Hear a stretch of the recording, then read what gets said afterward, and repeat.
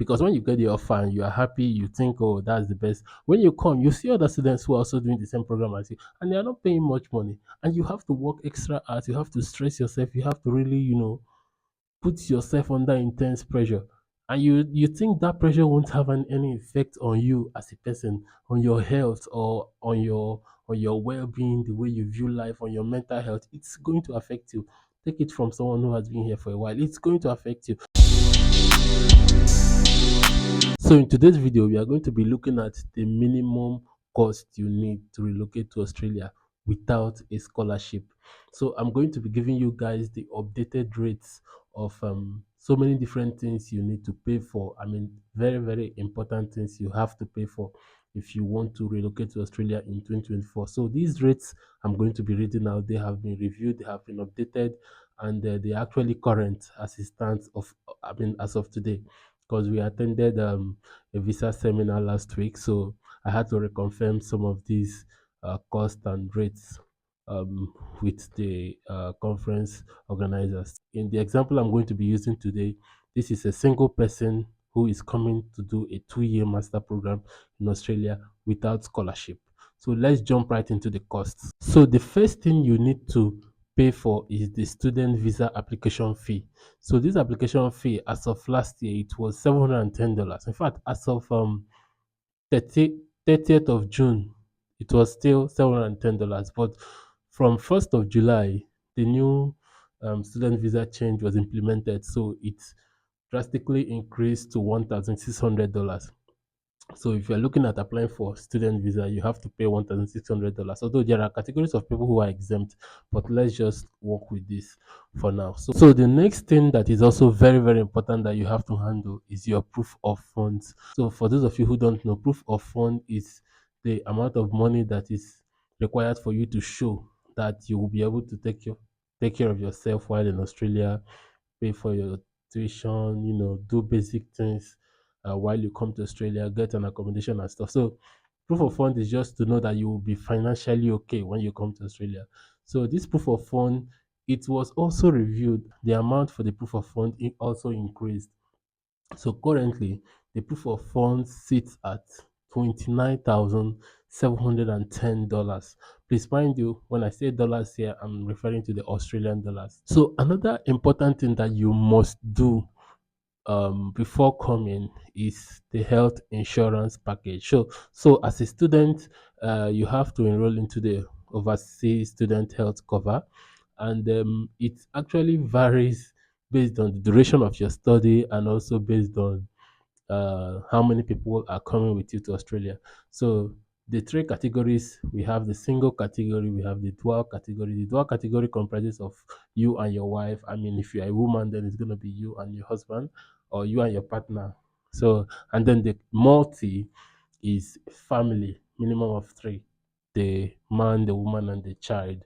So these the fee or the cost for these categories, they differ. So for the single, it is currently $1,589, and for the dual, it's currently $6,941, and for the multi, it's currently $12,513. So you see, if you're planning to come to Australia with your family, it's really going to be capital intensive. That's why most people prefer to come first, and then after they've stayed for a while, then they can invite their family members. So you see, and this is just for someone who is doing a 2-year program. If your program is more than 2 years, then this will change. So this is just an approximation for a 2-year program. So another thing you need to consider is that you actually need to pay your school fees, and even though you may not pay the whole school fees at once, but at least you have to make payment for, I think, an annual payment or a trimester payment, depending on your school.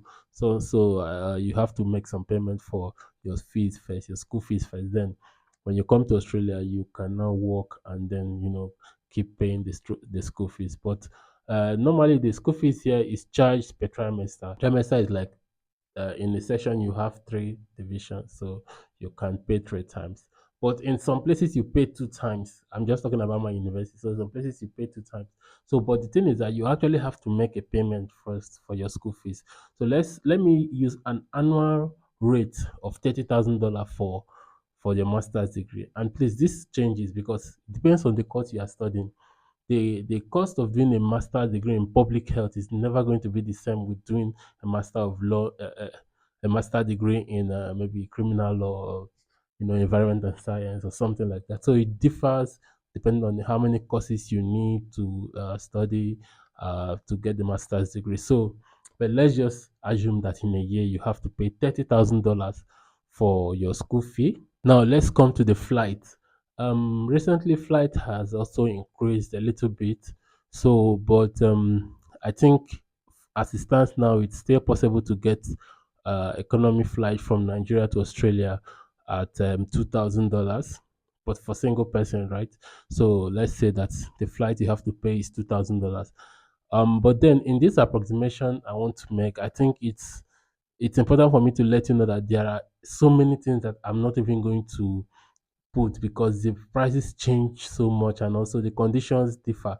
For example, I'm not going to include the accommodation you need to stay when you come to Australia, which is very, very important. Of course, you can't do without accommodation, but when you come, it depends on what you want, where you want to stay. Some people they can decide to stay in a hotel for maybe first few weeks, or some people decide to stay in Airbnb. Some people they already have people in Australia, they can stay with them. Others they just get accommodations from their country. So it's different situations, different scenarios. So I don't want to put the prices for this particular one because I don't want it to maybe shoot up this thing to be excessive. So because of the different arrangements people could make for this. So the ones I call out are the ones that you can't change it. There is nobody who can help you to pay your. I mean, your school fees you have to pay it. Your insurance, no two words about it. You have to pay it. You have to pay for your visa fee and stuff.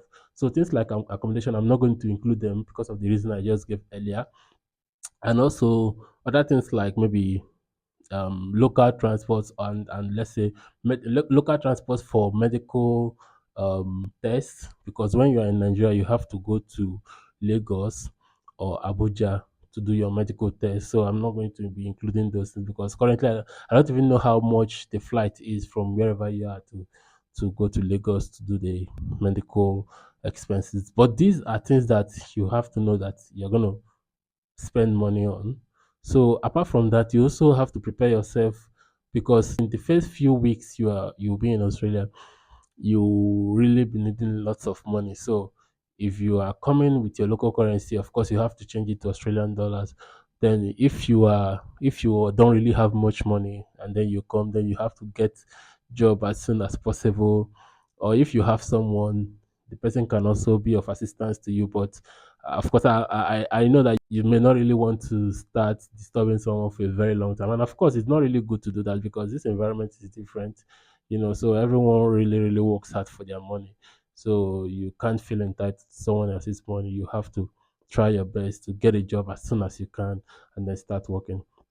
So for people who want to do like a master's degree by research or PhD programs, they don't really have limits. How I mean the limits to the hours they can work. But for every other program like bachelor's and the masters by coursework, you can only work for 8 hours in a fortnight. So you have to be very, very careful so you don't breach this part of your visa conditions, because if you do, it can lead to your student visa being rescinded. So but let's not go off course. The most important thing I want to mention is that this course I gave, these are things that you have to pay before you come to Australia without a scholarship. So that's actually why I keep encouraging people, before you come to Australia, you just need to try it, get a scholarship. Today we had our open day in school. I was going up around asking about scholarships, and there are so many options. There are just so many options. So if you decide to come to study in Australia without getting a scholarship, when you come, you might think, because when you get the offer and you are happy, you think, oh, that's the best. When you come, you see other students who are also doing the same program as you, and they are not paying much money, and you have to work extra hours. You have to stress yourself. You have to really, put yourself under intense pressure, and you think that pressure won't have any effect on you as a person, on your health, or on your well-being, the way you view life, on your mental health. It's going to affect you. Take it from someone who has been here for a while. It's going to affect you. So that is why You can't just be making that kind of plan when you say you want to come to Australia without a scholarship. I keep encouraging you. I keep encouraging you. Scholarships, they are not giving it to spirits and ghosts. It's human beings. I'm on scholarship, and I understand why it's very, very important for you to be on scholarship, especially if you're coming from a place like Nigeria. So let's do a total of everything we've already calculated. So the total cost is around $64,899. So let's use a conversion rate of 1,015 naira to $1. We are going to be having a total of 68,143,950 naira. So this means that if you have if you have less than this amount, it won't be possible for you to come to Australia, because what I read out, it's actually the minimum required for you to come to Australia without a scholarship. When I actually came to Australia, to be honest with you, I didn't even spend up to 5 million naira. So, but that's going to be a video for another day, and that is also why I keep encouraging you to get a scholarship. So, this video is more like an advice and an encouragement for those who are still searching for scholarships to keep doing it. It doesn't really, I mean, it's not easy to get, to be honest with you. It's not easy to get because you are competing with lots and lots of people from Asia, from Africa, from Middle East, everywhere. Because almost everyone wants to come to Australia now. So, but the competition doesn't. The competition is just for you to know that this is the reality. But people are getting it. Like people are getting it every time. In fact, yeah, every month I am always seeing someone who got something, someone who got something. It may not be the university scholarship, different kinds of scholarship, different foundations, different things. So people keep getting offers, keep getting. So the time you get it is not the first time you applied, right? So you might apply the first time and you don't get it, but you can't stop. Have to keep doing it, keep doing it, keep doing it until you get it.